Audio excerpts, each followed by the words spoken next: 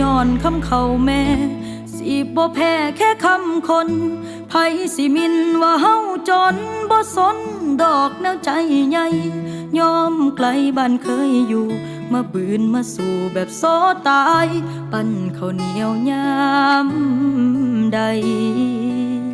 ยังเผลอเว้ากับหัวใจแม้นว่าเกิดชาติใดก็ขอให้เป็นคนบ้านเฮาให้ว่าบ้านนอกก็สร้างเขาหัวใจเฮาก็ซ้ำนี้ศักดิ์ศรีของความเป็นคนที่บ่ได้ปล้นผู้ใดมีพ่อแม่เพิ่นสั่งไว้อย่างดีอยากได้อยากมีให้อดเอาใหญ่ย้อนคำเขาแม่สิบ่แพ้แค่คำคนไผสิมินว่าเฮาจนบ่สนดอกแนวใจใหญ่ยอมไกลบ้านเคยอยู่มาบืนมาสู่แบบโซตายปั้นข้าวเหนียวยามใดยังเผลอเว้ากับหัวใจแม้นว่าเกิดชาติใดก็ขอให้เป็นคนบ้านเฮาให้ว่าบ้านนอกก็สร้างเขาหัวใจเฮาก็ซ้ำนี้ศักดิ์ศรีของความเป็นคนที่บ่ได้ปล้นผู้ใดมีพ่อแม่เพิ่นสั่งไว้อย่างดีอยากได้อยากมีให้อดเอาใหญ่ย้อนคำเขาแม่สิบ่แพ้แค่คำคนไผสิมินว่าเฮาจนบ่สนดอกแนวใจใหญ่ยอมไกลบ้านเคยอยู่มาบืนมาสู่แบบโซตายปั้นข้าวเหนียวยามใดยังเผลอเว้ากับหัวใจแม้นว่าเกิดชาติใดก็ขอให้เป็นคนบ้านเฮาให้ว่าบ้านนอกก็สร้างเขาหัวใจเฮาก็ซ้ำนี้ศักดิ์ศรีของความเป็นคนที่บ่ได้ปล้นผู้ใดมีพ่อแม่เพิ่นสั่งไว้อย่างดีอยากได้อยากมีให้อดเอาใหญ่ย้อนคำเขาแม่สิบ่แพ้แค่คำคนไผสิมินว่าเฮาจนบ่สนดอกแนวใจใหญ่ยอมไกลบ้านเคยอยู่มาบืนมาสู่แบบโซตายปั้นข้าวเหนียวยามใดยังเผลอเว้ากับหัวใจแม้นว่าเกิดชาติใดก็ขอให้เป็นคนบ้านเฮาให้ว่าบ้านนอกก็สร้างเขาหัวใจเฮาก็ซ้ำนี้ศักดิ์ศรีของความเป็นคนที่บ่ได้ปล้นผู้ใดมีพ่อแม่เพิ่นสั่งไว้อย่างดีอยากได้อยากมีให้อดเอาใหญ่ย้อนคำเขาแม่สิบ่แพ้แค่คำคนไผสิมินว่าเฮาจนบ่สนดอกแนวใจใหญ่ยอมไกลบ้านเคยอยู่มาบืนมาสู่แบบโซตายปั้นข้าวเหนียวยามใดยังเผลอเว้ากับหัวใจแม้นว่าเกิดชาติใดก็ขอให้เป็นคนบ้านเฮาให้ว่าบ้านนอกก็สร้างเขาหัวใจเฮาก็ซ้ำนี้ศักดิ์ศรีของความเป็นคนที่บ่ได้ปล้นผู้ใดมีพ่อแม่เพิ่นสั่งไว้อย่างดีอยากได้อยากมีให้อดเอาใหญ่ย้อนคำเขาแม่สิบ่แพ้แค่คำคนไผสิมินว่าเฮาจนบ่สนดอกแนวใจใหญ่ยอมไกลบ้านเคยอยู่มาบืนมาสู่แบบโซตายปั้นข้าวเหนียวยามใดยังเผลอเว้ากับหัวใจแม้นว่าเกิดชาติใดก็ขอให้เป็นคนบ้านเฮาให้ว่าบ้านนอกก็สร้างเขาหัวใจเฮาก็ซ้ำนี้ศักดิ์ศรีของความเป็นคนที่บ่ได้ปล้นผู้ใดมีพ่อแม่เพิ่นสั่งไว้อย่างดีอยากได้อยากมีให้อดเอาใหญ่ย้อนคำเขาแม่สิบ่แพ้แค่คำคนไผ ไผสิมินว่าเฮาจนบ่สนดอกแนวใจใหญ่ยอมไกลบ้านเคยอยู่มาบืนมาสู่แบบโซตายปั้นข้าวเหนียวยามใดยังเผลอเว้ากับหัวใจแม้นว่าเกิดชาติใดก็ขอให้เป็นคนบ้านเฮาให้ว่าบ้านนอกก็สร้างเขาหัวใจเฮาก็ซ้ำนี้ศักดิ์ศรีของความเป็นคนที่บ่ได้ปล้นผู้ใดมีพ่อแม่เพิ่นสั่งไว้อย่างดีอยากได้อยากมีให้อดเอาใหญ่ย้อนคำเขาแม่สิบ่แพ้แค่คำคนไผสิมินว่าเฮาจนบ่สนดอกแนวใจใหญ่ยอมไกลบ้านเคยอยู่มาบืนมาสู่แบบโซตายปั้นข้าวเหนียวยาม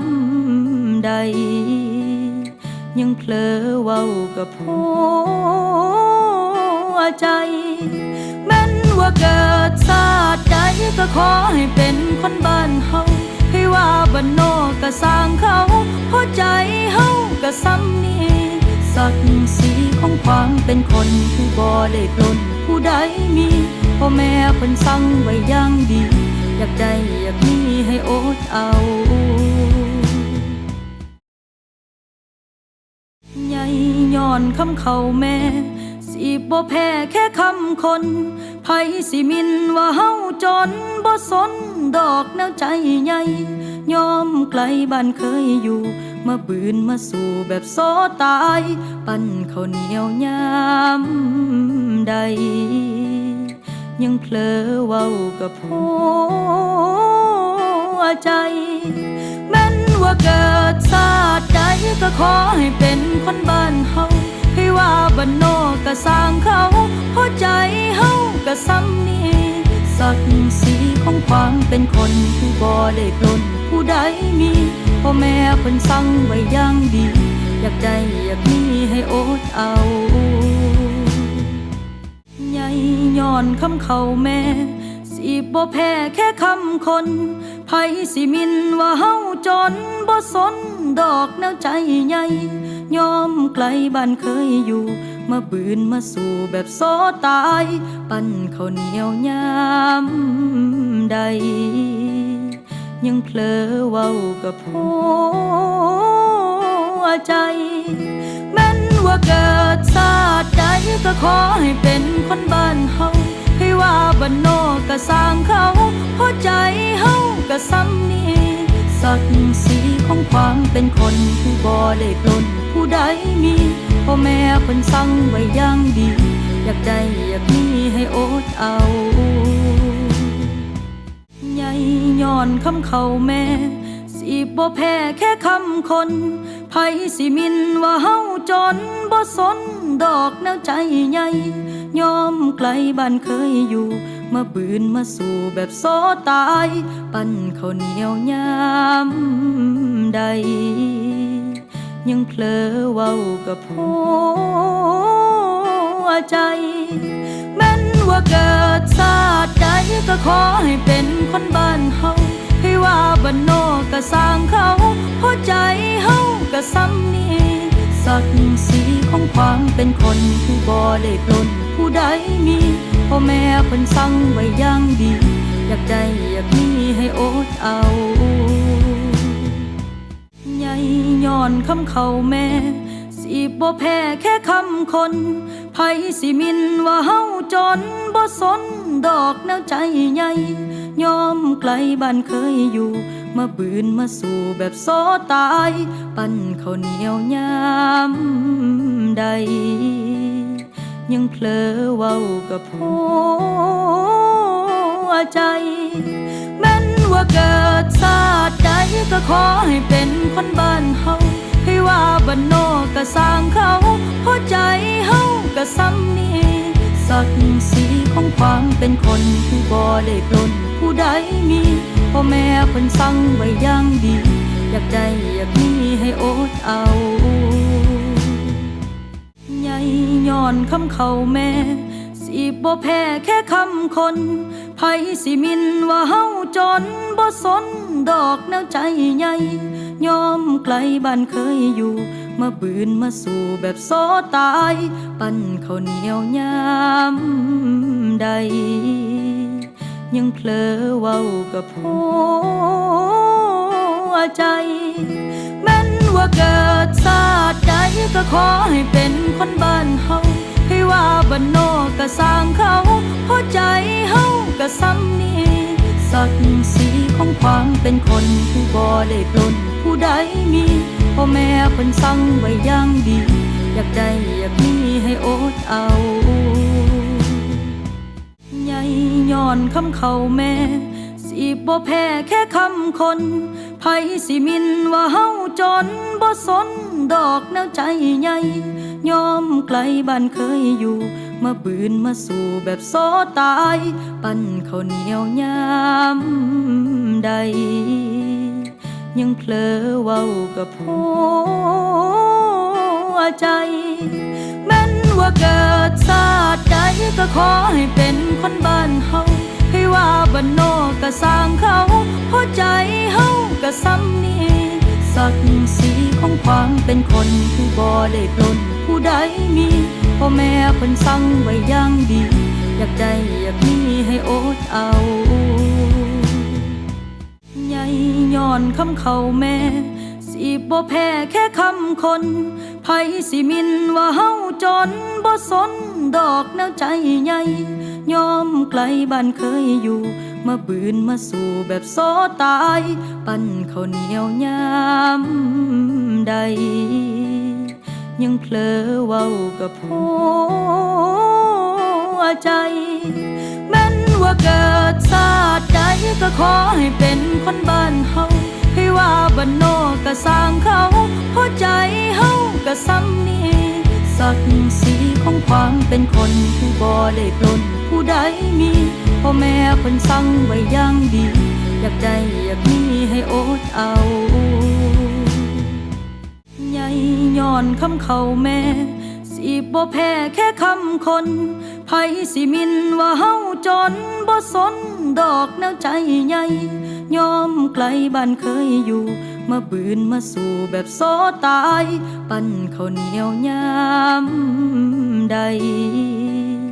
ยังเผลอเว้ากับหั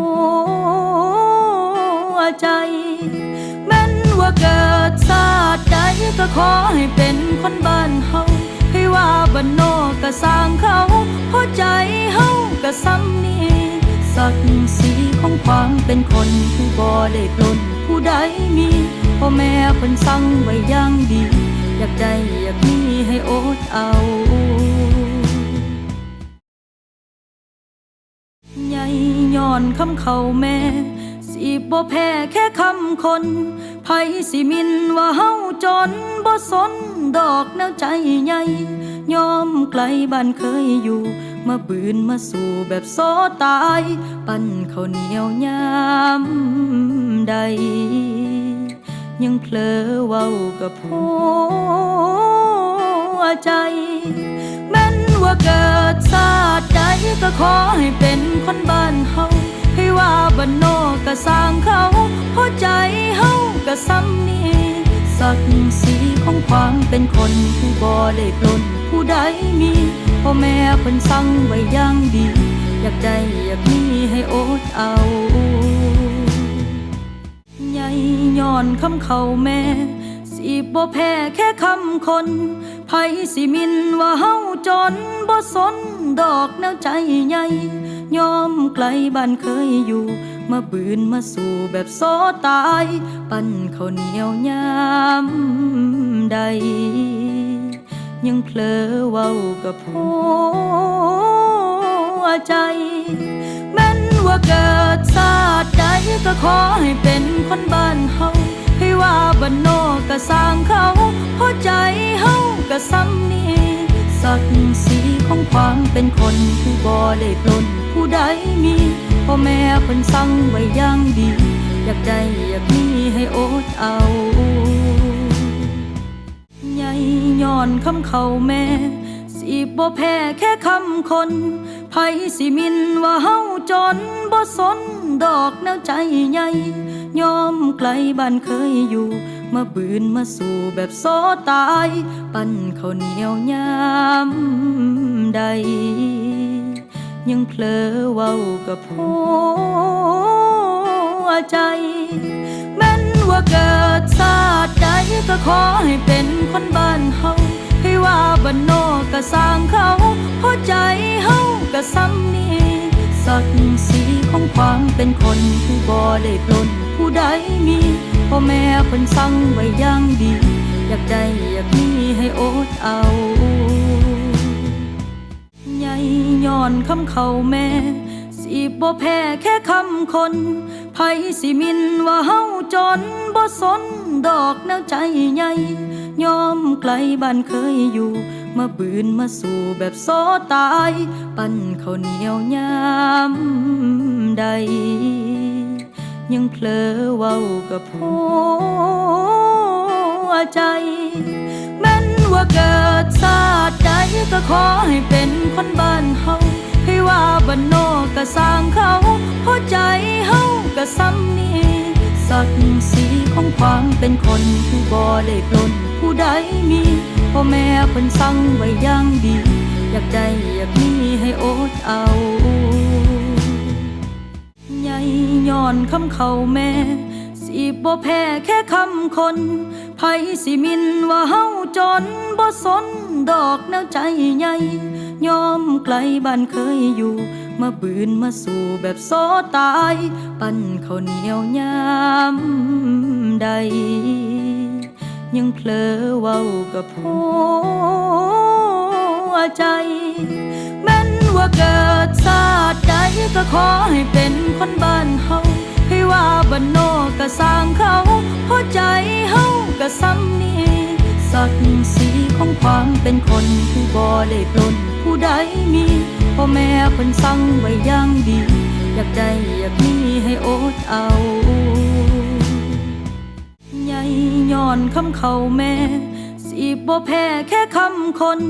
ไผสิมินว่าเฮาจนบ่สนดอกแนวใจใหญ่ยอมไกลบ้านเคยอยู่มาบืนมาสู่แบบโซตายปั้นข้าวเหนียวยามใดยังเผลอเว้ากับหั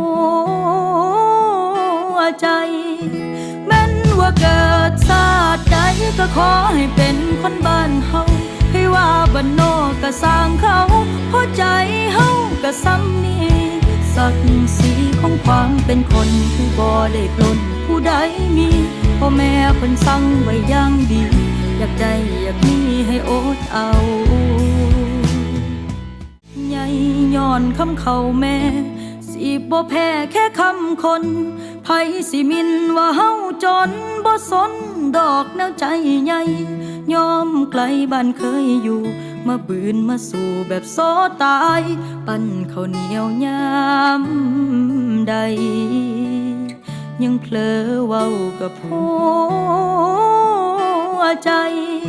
แม้นว่าเกิดชาติใดก็ขอให้เป็นคนบ้านเฮาให้ว่าบ้านนอกก็สร้างเขาเพราะใจเฮาก็ซ้ำนี้ศักดิ์ศรีของความเป็นคนคือบ่ได้ปล้นผู้ใดมีพ่อแม่เพิ่นสั่งไว้อย่างดีอยากได้อยากมีให้อดเอาใหญ่ย้อนคำเขาแม่สิบ่แพ้แค่คำคนไผสิมินว่าเฮาจนบ่สนดอกแนวใจใหญ่ยอมไกลบ้านเคยอยู่มาบืนมาสู่แบบโซตายปั้นข้าวเหนียวยามใดยังเผลอเว้ากับหัวใจแม้นว่าเกิดชาติใดก็ขอให้เป็นคนบ้านเฮาให้ว่าบ้านนอกก็สร้างเขาเพราะใจเฮาก็ซ้ำนี้ศักดิ์ศรีของความเป็นคนคือบ่ได้ปล้นผู้ใดมีพ่อแม่เพิ่นสั่งไว้อย่างดีอยากได้อยากมีให้อดเอาใหญ่ย้อนคำเขาแม่สิบ่แพ้แค่คำคนไผสิมินว่าเฮาจนบ่สนดอกแนวใจใหญ่ยอมไกลบ้านเคยอยู่ มาบืนมาสู่แบบโซตายปั่นข้าวเหนียวยามใดยังเผลอเว้ากับหัวใจแม้นว่าเกิดชาติใดก็ขอให้เป็นคนบ้านเฮาให้ว่าบ้านนอกก็สร้างเขาเพราะใจเฮาก็ซ้ำนี้ศักดิ์ศรีของความเป็นคนที่บ่ได้ปล้นผู้ใดมีพ่อแม่เพิ่นสั่งไว้อย่างดี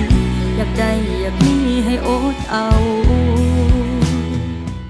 ใหญ่ย้อนคำเขาแม่สิบ่แพ้แค่คำคนไผสิมินว่าเฮาจนบ่สนดอกแนวใจใหญ่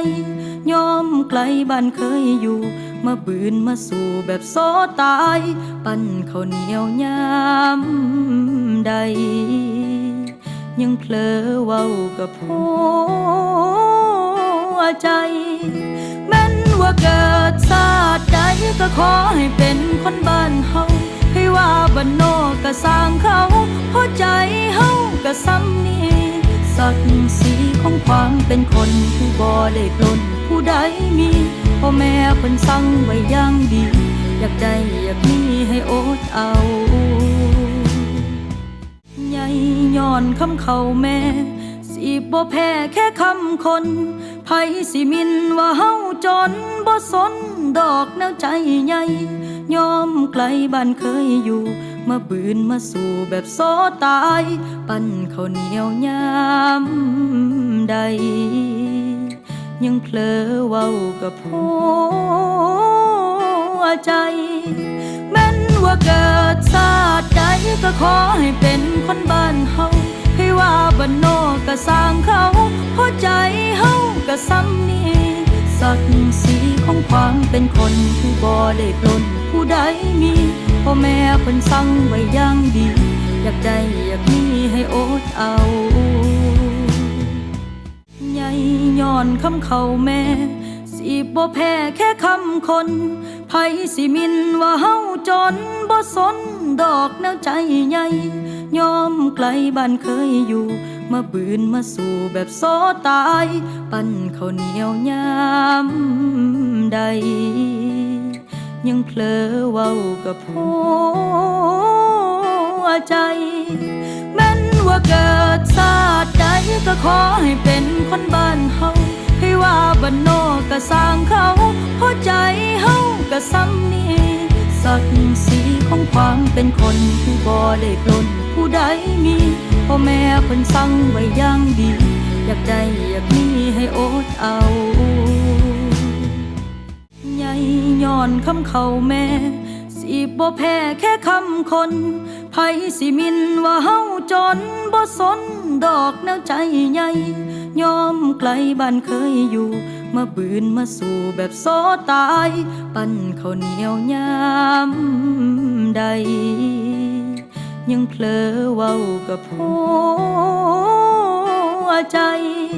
แม้นว่าเกิดชาติใดก็ขอให้เป็นคนบ้านเฮาให้ว่าบ้านนอกก็สร้างเขาเพราะใจเฮาก็ซ้ำนี้ศักดิ์ศรีของความเป็นคนที่บ่ได้ปล้นผู้ใดมีพ่อแม่เพิ่นสั่งไว้อย่างดีอยากได้อยากมีให้อดเอาใหญ่ย้อนคำเขาแม่สิบ่แพ้แค่คำคนไผสิมินว่าเฮาจนบ่สนดอกแนวใจใหญ่ยอมไกลบ้านเคยอยู่มาบืนมาสู่แบบโซตายปั่นข้าวเหนียวยามใดยังเผลอเว้ากับหัวใจแม้นว่าเกิดชาติใดก็ขอให้เป็นคนบ้านเฮาให้ว่าบ้านนอกก็สร้างเขาเพราะใจเฮาก็ซ้ำนี้ศักดิ์ศรีของความเป็นคนที่บ่ได้ปล้นผู้ใดมีพ่อแม่เพิ่นสั่งไว้อย่างดีอยากได้อยากมีให้อดเอาใหญ่ย้อนคำเขาแม่สิบ่แพ้แค่คำคนไผสิมินว่าเฮาจนบ่สนดอกแนวใจใหญ่ยอมไกลบ้านเคยอยู่มาบืนมาสู่แบบโซตายปั่นข้าวเหนียวยาม ใดยังเผลอเว้ากับหัวใจแม้นว่าเกิดชาติใดก็ขอให้เป็นคนบ้านเฮาให้ว่าบ้านนอกก็สร้างเขาเพราะใจเฮาก็ซ้ำนี้ศักดิ์ศรีของความเป็นคนคือบ่ได้ปล้นผู้ใดมีพ่อแม่เพิ่นสั่งไว้อย่างดีอยากได้อยากมีให้อดเอาใหญ่ย้อนคำเขาแม่สิบ่แพ้แค่คำคนไผสิมินว่าเฮาจนบ่สนดอกแนวใจใหญ่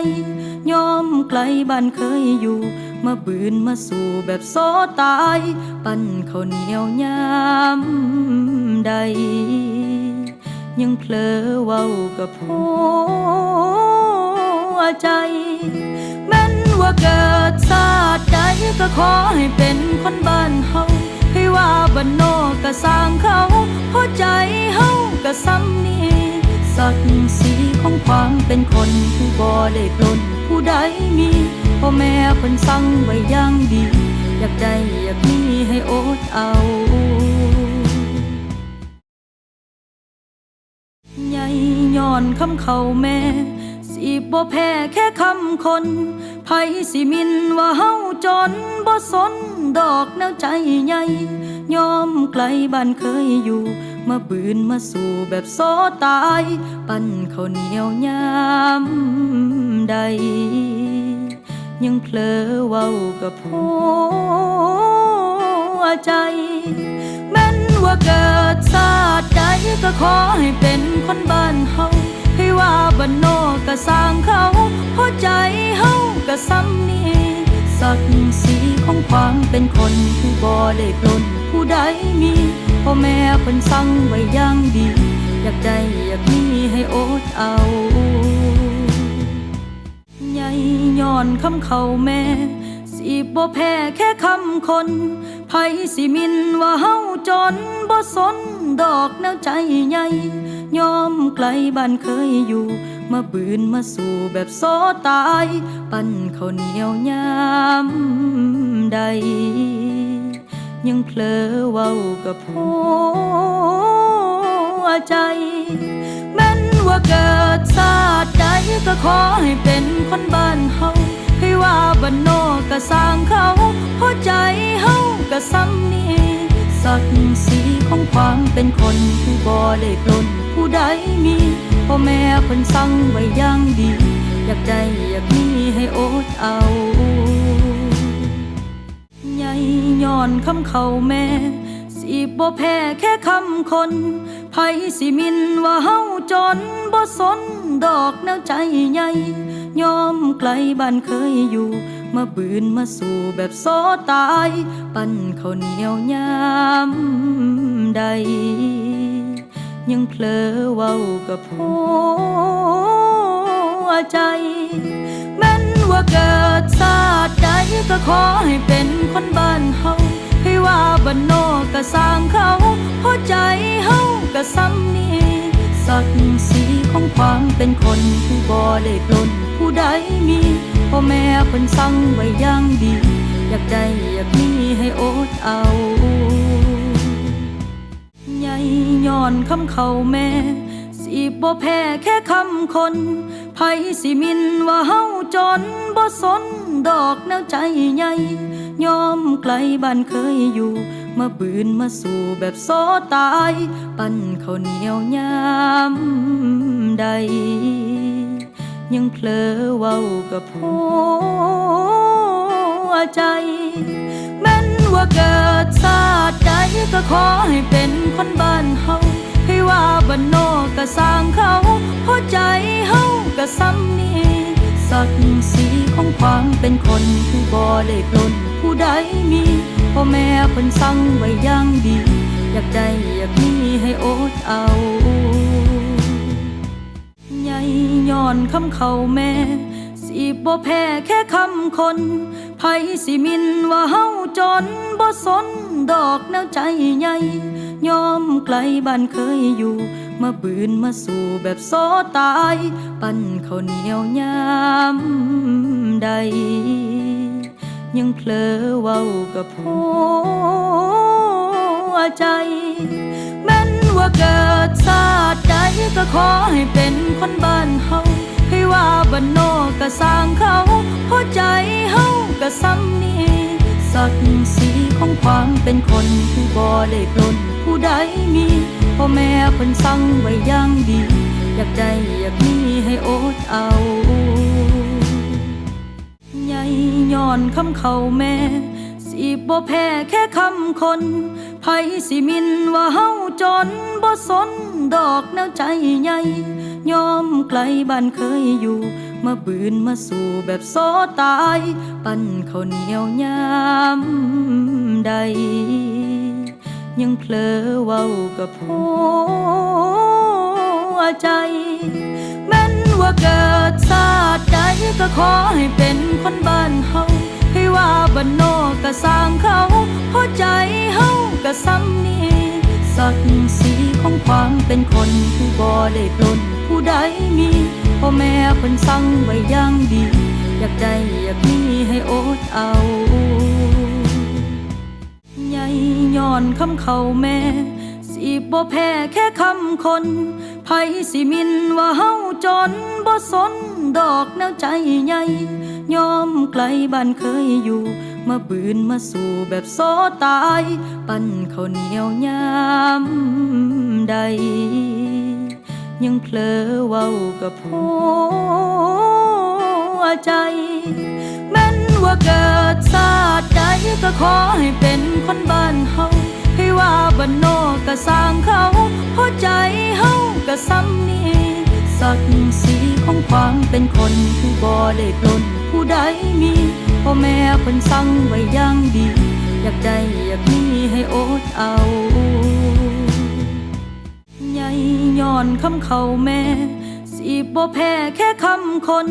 ไผสิมินว่าเฮาจนบ่สนดอกแนวใจใหญ่ยอมไกลบ้านเคยอยู่มาบืนมาสู่แบบโซตายปั้นข้าวเหนียวยามใดยังเผลอเว้ากับหัวใจ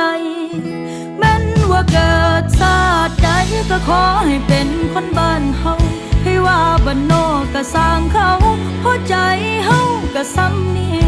ศักดิ์ศรีของความเป็นคนคือบ่ได้ปล้นผู้ใดมีพ่อแม่เพิ่นสั่งไว้อย่างดีอยากได้อยากมีให้อดเอา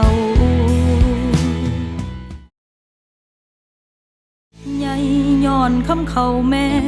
สิบ่แพ้แค่คำคนไผสิมินว่าเฮาจนบ่สนดอกแนวใจใหญ่ยอมไกลบ้านเคยอยู่มาบืนมาสู่แบบโซตายปั้นข้าวเหนียวยามใดยังเผลอเว้ากับหัวใจแม้นว่าเกิดชาติใดก็ขอให้เป็นคนบ้านเฮาให้ว่าบ้านนอกก็สร้างเขาหัวใจเฮาก็ซ้ำนี้ศักดิ์ศรีของความเป็นคนคือบ่ได้ปล้นผู้ใดมีพ่อแม่เพิ่นสั่งไว้อย่างดีอยากได้อยากมีให้อดเอาใหญ่ย้อนคำเขาแม่สิบ่แพ้แค่คำคนไผสิมินว่าเฮาจนบ่สนดอกแนวใจใหญ่ยอมไกลบ้านเคยอยู่มาบืนมาสู่แบบโซตายปั้นข้าวเหนียวยามใดยังเผลอเว้ากับหัวใจแม้นว่าเกิดชาติใดก็ขอให้เป็นคนบ้านเฮาให้ว่าบ้านนอกก็สร้างเขาหัวใจเฮาก็ซ้ำนี้ศักดิ์ศรีของความเป็นคนคือบ่ได้ปล้นผู้ใดมีพ่อแม่เพิ่นสั่งไว้อย่างดีอยากได้อยากมีให้อดเอาใหญ่ย้อนคำเขาแม่สิบ่แพ้แค่คำคนไผสิมินว่าเฮาจนบ่สนดอกแนวใจใหญ่ยอมไกลบ้านเคยอยู่มาบืนมาสู่แบบโซตายปั้นข้าวเหนียวยามใดยังเผลอเว้ากับหั ใจแม้นว่าเกิดชาติใดก็ขอให้เป็นคนบ้านเฮาให้ว่าบ้านนอกก็สร้างเขาเพราะใจเฮาก็ซ้ำนี้ศักดิ์ศรีของความเป็นคนคือบ่ได้ปล้นผู้ใดมีพ่อแม่เพิ่นสั่งไว้อย่างดีอยากได้อยากมีให้อดเอาใหญ่ย้อนคำเขาแม่สิบ่แพ้แค่คำคนไผสิมินว่าเฮาจนบ่สนดอกแนวใจใหญ่ยอมไกลบ้านเคยอยู่มาบืนมาสู่แบบโซตายปั้นข้าวเหนียวยามใดยังเพลอเว้ากับหัวใจแม้นว่าเกิดชาติใดก็ขอให้เป็นคนบ้านเฮาให้ว่าบ้านนอกก็สร้างเขาเพราะใจเฮาก็ซ้ำนี้ศักดิ์ศรีของความเป็นคนคือบ่ได้ปล้นผู้ใดมีพ่อแม่เพิ่นสั่งไว้อย่างดีอยากได้อยากมีให้อดเอาใหญ่ย้อนคำเขาแม่สิบ่แพ้แค่คำคนไผสิมินว่าเฮาจนบ่สนดอกแนวใจใหญ่ยอมไกลบ้านเคยอยู่มาบืนมาสู่แบบโซตายปั้นข้าวเหนียวยามใดยังเพลอเว้ากับหัวใจแม้นว่าเกิดชาติใดก็ขอให้เป็นคนบ้านเฮาให้ว่าบ้านนอกก็สร้างเขาเพราะใจเฮาก็ซ้ำนี้ศักดิ์ศรีของความเป็นคนคือบ่ได้ปล้นผู้ใดมีพ่อแม่เพิ่นสั่งไว้อย่างดีอยากได้อยากมีให้อดเอาใหญ่ย้อนคำเขาแม่สิบ่แพ้แค่คำคนไผสิมินว่าเฮาจนบ่สนดอกแนวใจใหญ่ยอมไกลบ้านเคยอยู่มาบืนมาสู่แบบโซตายปั้นข้าวเหนียวยามใดยังเพลอเว้ากับหัวใจแม้นว่าเกิดชาติใดก็ขอให้เป็นคนบ้านเฮาให้ว่าบ้านนอกก็สร้างเขาเพราะใจเฮาก็ซ้ำนี้ศักดิ์ศรีของความเป็นคนคือบ่ได้ปล้นผู้ใดมีพ่อแม่เพิ่นสั่งไว้อย่างดีอยากได้อยากมีให้อดเอาใหญ่ย้อนคำเขาแม่สิบ่แพ้แค่คำคนไผสิมินว่าเฮาจนบ่สนดอกแนวใจใหญ่ยอมไกลบ้านเคยอยู่มาบืนมาสู่แบบโซตายปั้นข้าวเหนียวยามใดยังเพลอเว้ากับหัวใจแม้นว่าเกิดชาติใดก็ขอให้เป็นคนบ้านเฮาให้ว่าบ้านนอกก็สร้างเขาเพราะใจเฮาก็ซ้ำนี้ศักดิ์ศรีของความเป็นคนคือบ่ได้ปล้นผู้ใดมีพ่อแม่เพิ่นสั่งไว้อย่างดีอยากได้อยากมีให้อดเอาใหญ่ย้อนคำเขาแม่สิบ่แพ้แค่คำคนไผสิมินว่าเฮาจนบ่สนดอกแนวใจใหญ่ยอมไกลบ้านเคยอยู่มาบืนมาสู่แบบโซตายปั้นข้าวเหนียวยามใดยังเพลอเว้ากับหัวใจแม้นว่าเกิดชาติใดก็ขอให้เป็นคนบ้านเฮาให้ว่าบ้านนอกก็สร้างเขาเพราะใจเฮาก็ซ้ำนี้ศักดิ์ศรีของความเป็นคนคือบ่ได้ปล้นผู้ใดมีพ่อแม่เพิ่นสั่งไว้อย่างดีอยากได้อยากมีให้อดเอาใหญ่ย้อนคำเขาแม่สิบ่แพ้แค่คำคนไผสิมินว่าเฮาจนบ่สนดอกแนวใจใหญ่ยอมไกลบ้านเคยอยู่มาบืนมาสู่แบบโซตายปั้นข้าวเหนียวยามใดยังเพลอเว้ากับหัวใจแม้นว่าเกิดชาติใด ก็ขอให้เป็นคนบ้านเฮาให้ว่าบ้านนอกก็สร้างเขาเพราะใจเฮาก็ซ้ำนี้ศักดิ์ศรีของความเป็นคนคือบ่ได้ปล้นผู้ใดมีพ่อแม่เพิ่นสั่งไว้อย่างดีอยากได้อยากมีให้อดเอาใหญ่ย้อนคำเขาแม่สิบ่แพ้แค่คำคนไผสิมินว่าเฮาจนบ่สนดอกแนวใจใหญ่ยอมไกลบ้านเคยอยู่มาบืนมาสู่แบบโซตายปั้นข้าวเหนียวยามใดยังเพลอเว้ากับหัวใจแม้นว่าเกิดชาติใดก็ขอให้เป็นคนบ้านเฮาให้ว่าบ้านนอกก็สร้างเขาเพราะใจเฮาก็ซ้ำนี้ศักดิ์ศรีของความเป็นคนคือบ่ได้ปล้นผู้ใดมีพ่อแม่เพิ่นสั่งไว้อย่างดีอยากได้อยากมีให้อดเอาใหญ่ย้อนคำเขาแม่สิบ่แพ้แค่คำคนไผสิมินว่าเฮาจนบ่สนดอกแนวใจใหญ่ยอมไกลบ้านเคยอยู่มาบืนมาสู่แบบโซตายปั้นข้าวเหนียวยามใดยังเพลอเว้ากับหัวใจแม้นว่าเกิดชาติใดก็ขอให้เป็นคนบ้านเฮาให้ว่าบ้านนอกก็สร้างเขาเพราะใจเฮาก็ซ้ำนี้ศักดิ์ศรีของความเป็นคนคือบ่ได้ปล้นผู้ใดมีพ่อแม่เพิ่นสั่งไว้อย่างดีอยากได้อยากมีให้อดเอาใหญ่ย้อนคำเขาแม่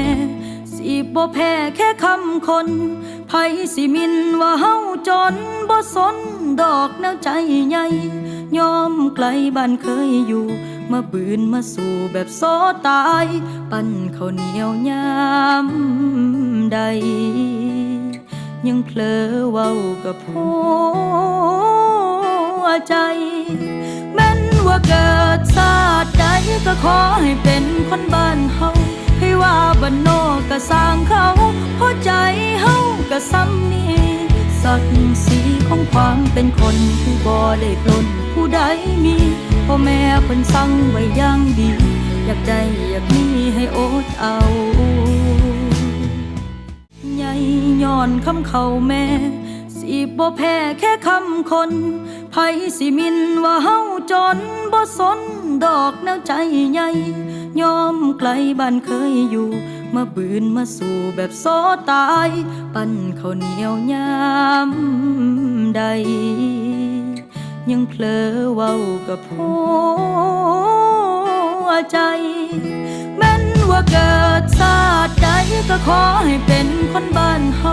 ให้ว่าบ้านนอกก็สร้างเขาเพราะใจเฮาก็ซ้ำนี้ศักดิ์ศรีของความเป็นคนคือบ่ได้ปล้นผู้ใดมีพ่อแม่เพิ่นสั่งไว้อย่างดีอยากได้อยากมีให้อดเอาใหญ่ย้อนคำเขาแม่สิบ่แพ้แค่คำคนไผสิมินว่าเฮาจนบ่สนดอกแนวใจใหญ่ยอมไกลบ้านเคยอยู่มาบืนมาสู่แบบโซตายปั้นข้าวเหนียวยามใดยังเพลอเว้ากับหัวใจแม้นว่าเกิดชาติใดก็ขอให้เป็นคนบ้านเฮา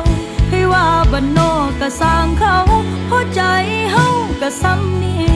ศักดิ์ศรีของความเป็นคนคือบ่ได้ปล้นผู้ใดมีพ่อแม่เพิ่นสั่งไว้อย่างดีอยากได้อยากมีให้อดเอาใหญ่ย้อนคำเขาแม่สิบ่แพ้แค่คำคน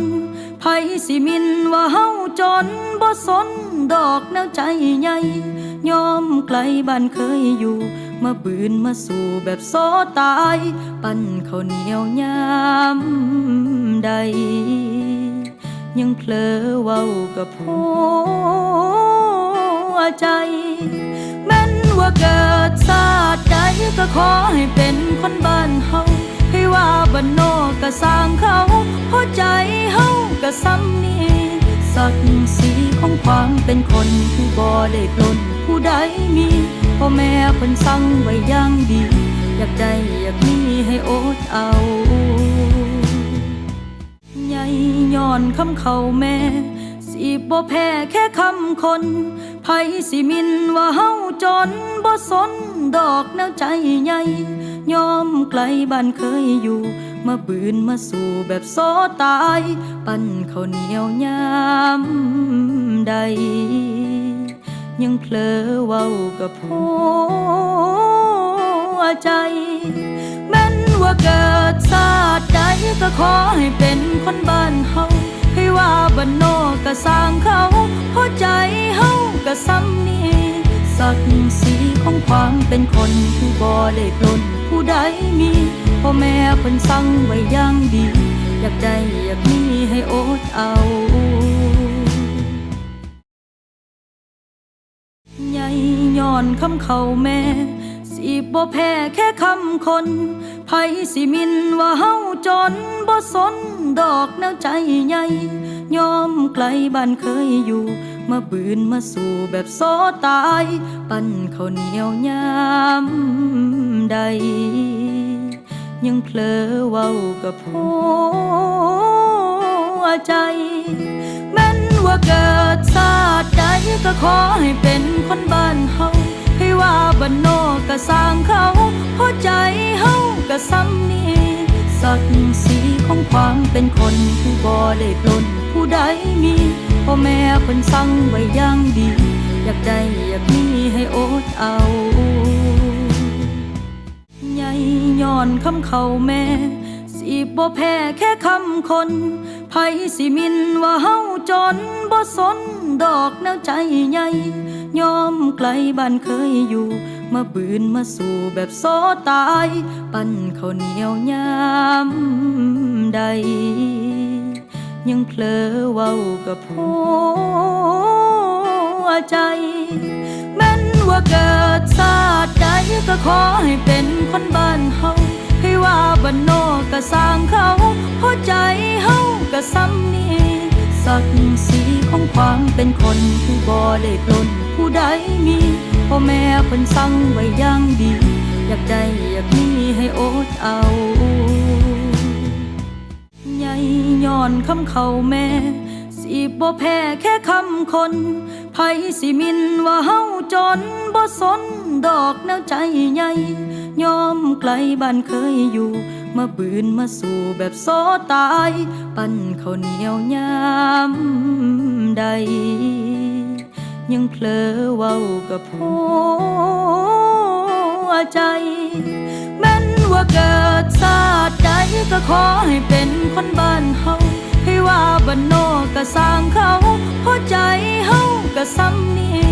ศักดิ์ศรีของความเป็นคนที่บ่ได้ปล้นผู้ใดมีพ่อแม่เพิ่นสั่งไว้อย่างดีอยากได้อยากมีให้อดเอาใหญ่ย้อนคำเขาแม่สิบ่แพ้แค่คำคนไผสิมินว่าเฮาจนบ่สนดอกแนวใจใหญ่ยอมไกลบ้านเคยอยู่มาบืนมาสู่แบบโซตายปั้นข้าวเหนียวยามใดยังเพลอเว้ากับหัวใจแม้นว่าเกิดชาติใดก็ขอให้เป็นคนบ้านเฮาให้ว่าบ้านนอกก็สร้างเขาเพราะใจเฮาก็ซ้ำนี้ศักดิ์ศรีของความเป็นคนที่บ่ได้ปล้นผู้ใดมีพ่อแม่เพิ่นสั่งไว้อย่างดีอยากได้อยากมีให้อดเอาใหญ่ย้อนคำเขาแม่สิบ่แพ้แค่คำคนไผสิมินว่าเฮาจนบ่สนดอกแนวใจใหญ่ยอมไกลบ้านเคยอยู่มาบืนมาสู่แบบโซตายปั้นข้าวเหนียวยามใดยังเพลอเว้ากับหัวใจแม้นว่าเกิดชาติใดก็ขอให้เป็นคนบ้านเฮาให้ว่า ว่าบ้านนอกก็สร้างเขาเพราะใจเฮาก็ซ้ำนี้ศักดิ์ศรีของความเป็นคนคือบ่ได้ปล้นผู้ใดมีพ่อแม่เพิ่นสั่งไว้อย่างดีอยากได้อยากมีให้อดเอาใหญ่ย้อนคำเขาแม่สิบ่แพ้แค่คำคนไผสิมินว่าเฮาจนบ่สนดอกแนวใจใหญ่ยอมไกลบ้านเคยอยู่มาบืนมาสู่แบบโซตายปั้นข้าวเหนียวยามใดยังเพลอเว้ากับหัวใจแม้นว่าเกิดชาติใดก็ขอให้เป็นคนบ้านเฮาให้ว่าบ้านนอกก็สร้างเขาเพราะใจเฮาก็ซ้ำนี้ศักดิ์ศรีของความเป็นคนคือบ่ได้ปล้นผู้ใดมีพ่อแม่เพิ่นสั่งไว้อย่างดีอยากได้อยากมีให้อดเอาใหญ่ย้อนคำเขาแม่สิบ่แพ้แค่คำคนไผสิมินว่าเฮาจนบ่สนดอกแนวใจใหญ่ยอมไกลบ้านเคยอยู่มาบืนมาสู่แบบโซตายปั้นข้าวเหนียวยามใดยังเพลอเว้ากับหัวใจแม้นว่าเกิดชาติใดก็ขอให้เป็นคนบ้านเฮาให้ว่าบ้านนอกก็สร้างเขาเพราะใจเฮาก็ซ้ำนี้ศักดิ์ศรีของความเป็นคนคือบ่ได้ปล้นผู้ใดมีพ่อแม่เพิ่นสั่งไว้อย่างดีอยากได้อยากมีให้อดเอาใหญ่ย้อนคำเขาแม่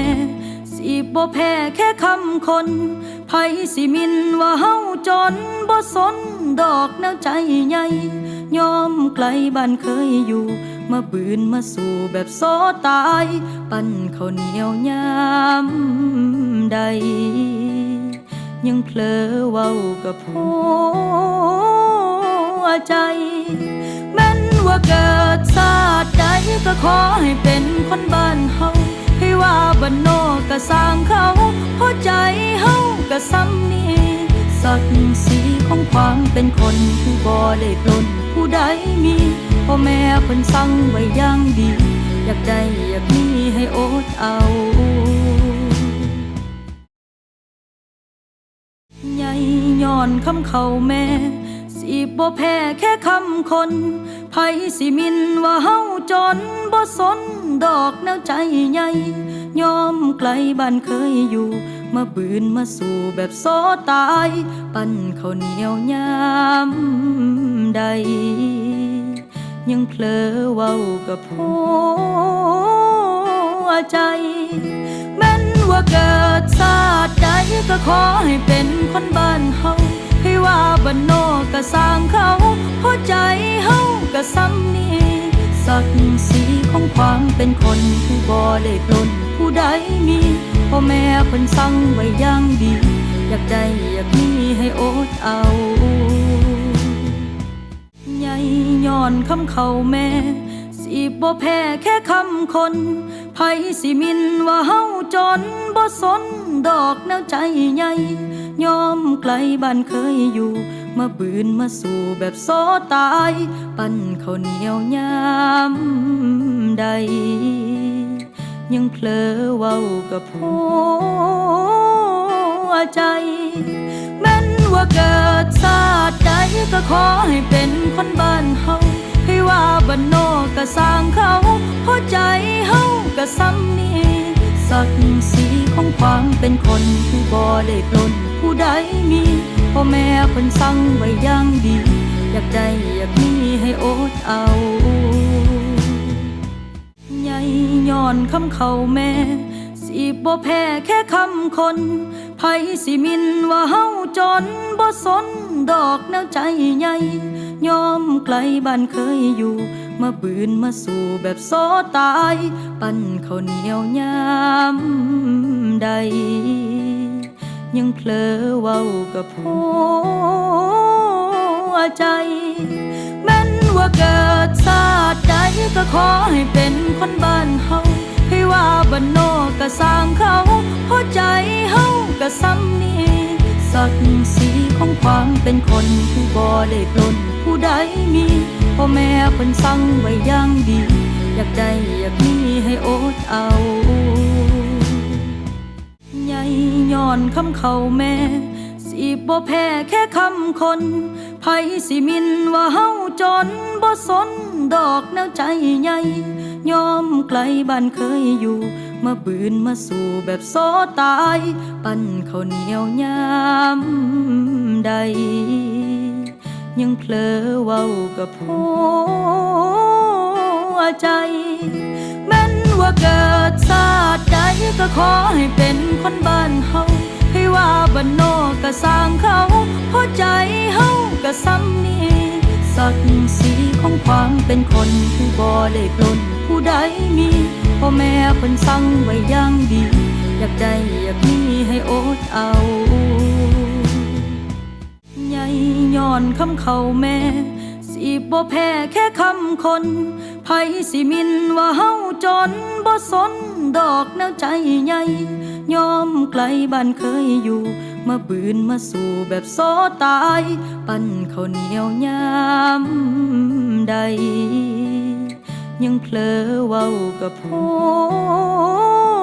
วใจแม้นว่าเกิดชาติใดก็ขอให้เป็นคนบ้านเฮาให้ว่าบ้านนอกก็สร้างเขาเพราะใจเฮาก็ซ้ำนี้ศักดิ์ศรีของความเป็นคนคือบ่ได้ปล้นผู้ใดมีพ่อแม่เพิ่นสั่งไว้อย่างดีอยากได้อยากมีให้อดเอาใหญ่ย้อนคำเขาแม่สิบ่แพ้แค่คำคนไผสิมินว่าเฮาจนบ่สนดอกแนวใจใหญ่ยอมไกลบ้านเคยอยู่มาบืนมาสู่แบบโซตายปั้นข้าวเหนียวยามใดยังเพลอเว้ากับหัวใจแม้นว่าเกิดชาติใดก็ขอให้เป็นคนบ้านเฮาให้ว่าบ้านนอกก็สร้างเขาเพราะใจเฮาก็ซ้ำนี้ศักดิ์ศรีของความเป็นคนคือบ่ได้ปล้นผู้ใดมีพ่อแม่เพิ่นสั่งไว้อย่างดีอยากได้อยากมีให้อดเอาใหญ่ย้อนคำเขาแม่สิบ่แพ้แค่คำคนไผสิมินว่าเฮาจนบ่สนดอกแนวใจใหญ่ยอมไกลบ้านเคยอยู่มาบืนมาสู่แบบโซตายปั้นข้าวเหนียวยามใดยังเพลอเว้ากับหัวใจแม้นว่าเกิดชาติใดก็ขอให้เป็นคนบ้านเฮาให้ว่าบ้านนอกก็สร้างเขาเพราะใจเฮาก็ซ้ำนี้ศักดิ์ศรีของความเป็นคนคือบ่ได้ปล้นผู้ใดมีพ่อแม่เพิ่นสั่งไว้อย่างดีอยากได้อยากมีให้อดเอาใหญ่ย้อนคำเขาแม่สิบ่แพ้แค่คำคนไผสิมินว่าเฮาจนบ่สนดอกแนวใจใหญ่ยอมไกลบ้านเคยอยู่มาบืนมาสู่แบบโซตายปั้นข้าวเหนียวยามใดยังเพลอเว้ากับหัวใจแม้นว่าเกิดชาติใดก็ขอให้เป็นคนบ้านเฮาให้ว่าบ้านนอกก็สร้างเขาเพราะใจเฮาก็ซ้ำนี้ศักดิ์ศรีของความเป็นคนคือบ่ได้ปล้นผู้ใดมีพ่อแม่เพิ่นสั่งไว้อย่างดีอยากได้อยากมีให้อดเอาใหญ่ย้อนคำเขาแม่สิบ่แพ้แค่คำคนไผสิมินว่าเฮาจนบ่สนดอกแนวใจใหญ่ยอมไกลบ้านเคยอยู่มาบืนมาสู่แบบโซตายปั้นข้าวเหนียวยามใดยังเพลอเว้ากับหัวใจแม้นว่าเกิดชาติใดก็ขอให้เป็นคนบ้านเฮาให้ว่าบ้านนอกก็สร้างเขาเพราะใจเฮาก็ซ้ำนี้ศักดิ์ศรีของ ความเป็นคนคือบ่ได้ปล้นผู้ใดมีพ่อแม่เพิ่นสั่งไว้อย่างดีอยากได้อยากมีให้อดเอาใหญ่ย้อนคำเขาแม่สิบ่แพ้แค่คำคนไผสิมินว่าเฮาจนบ่สนดอกแนวใจใหญ่ยอมไกลบ้านเคยอยู่มาบืนมาสู่แบบโซตายปั้นข้าวเหนียวยามใดยังเผลอเว้ากับหัวใจแม้นว่าเกิดชาติใดก็ขอให้เป็นคนบ้านเฮาให้ว่าบ้านนอกก็สร้างเขาหัวใจเฮาก็ซ้ำนี้ศักดิ์ศรีของความเป็นคนคือบ่ได้ปล้นผู้ใดมีพ่อแม่เพิ่นสั่งไว้อย่างดีอยากได้อยากมีให้อดเอาใหญ่ย้อนคำเขาแม่สิบ่แพ้แค่คำคนไผสิมินว่าเฮาจนบ่สนดอกแนวใจใหญ่ยอมไกลบ้านเคยอยู่มาบืนมาสู่แบบโซตายปั้นข้าวเหนียวยามใดยังเผลอเว้ากับหัวใจแม้นว่าเกิดชาติใดก็ขอให้เป็นคนบ้านเฮาให้ว่าบ้านนอกก็สร้างเขาหัวใจเฮาก็ซ้ำนี้ศักดิ์ศรีของความเป็นคนคือบ่ได้ปล้นผู้ใดมีพ่อแม่เพิ่นสั่งไว้อย่างดีอยากได้อยากมีให้อดเอาใหญ่ย้อนคำเขาแม่สิบ่แพ้แค่คำคนไผสิมินว่าเฮาจนบ่สนดอกแนวใจใหญ่ยอมไกลบ้านเคยอยู่มาบืนมาสู่แบบโซตายปั้นข้าวเหนียวยามใดยังเผลอเว้ากับหัวใจแม้นว่าเกิดชาติใดก็ขอให้เป็นคนบ้านเฮาให้ว่าบ้านนอกก็สร้างเขาหัวใจเฮาก็ซ้ำนี้ศักดิ์ศรีของความเป็นคนคือบ่ได้ปล้นผู้ใดมีพ่อแม่เพิ่นสั่งไว้อย่างดีอยากได้อยากมีให้อดเอาใหญ่ย้อนคำเขาแม่สิบ่แพ้แค่คำคนไผสิมินว่าเฮาจนบ่สนดอกแนวใจใหญ่ยอมไกลบ้านเคยอยู่มาบืนมาสู่แบบโซตายปั้นข้าวเหนียวยามใดยังเผลอเว้ากับหัวใจแม้นว่าเกิดชาติใดก็ขอให้เป็นคนบ้านเฮาให้ว่าบ้านนอกก็สร้างเขาหัวใจเฮาก็ซ้ำนี้ศักดิ์ศรีของความเป็นคนคือบ่ได้ปล้นผู้ใดมีพ่อแม่เพิ่นสั่งไว้อย่างดีอยากได้อยากมีให้อดเอาใหญ่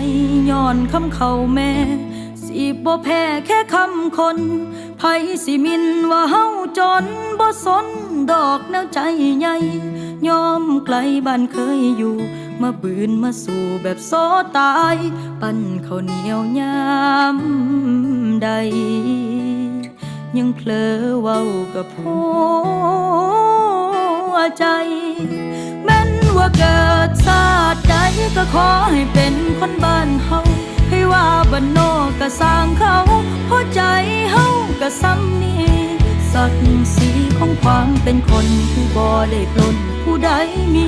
พ่อแม่เพิ่นสั่งไว้อย่างดีอยากได้อยากมีให้อดเอาใหญ่ย้อนคำเขาแม่สิบ่แพ้แค่คำคนไผสิมินว่าเฮาจนบ่สนดอกแนวใจใหญ่ยอมไกลบ้านเคยอยู่มาบืนมาสู่แบบโซตายปั้นข้าวเหนียวยามใดยังเผลอเว้ากับหั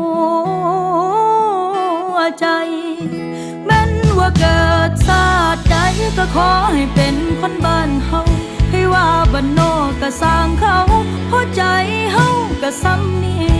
ศักดิ์ศรีของความเป็นคนคือบ่ได้ปล้นผู้ใดมี พ่อแม่เพิ่นสั่งไว้อย่างดี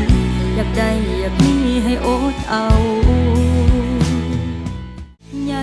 ย้อนคำเขาแม่สิบ่แพ้แค่คำคนไผสิมินว่าเฮาจนบ่สนดอกแนวใจใหญ่ยอมไกลบ้านเคยอยู่มาบืนมาสู่แบบโซตายปั้นข้าวเหนียวยามใดยังเผลอเว้ากับหัวใจแม้นว่าเกิดชาติใดก็ขอให้เป็นคนบ้านเฮาให้ว่าบ้านนอกก็สร้างเขาเพราะใจเฮาก็ซ้ำนี้ศักดิ์ศรีของความเป็นคนผู้บ่ได้ปล้นผู้ใดมีพ่อแม่เพิ่นสั่งไว้อย่างดีอยากได้อยากมีให้อดเอา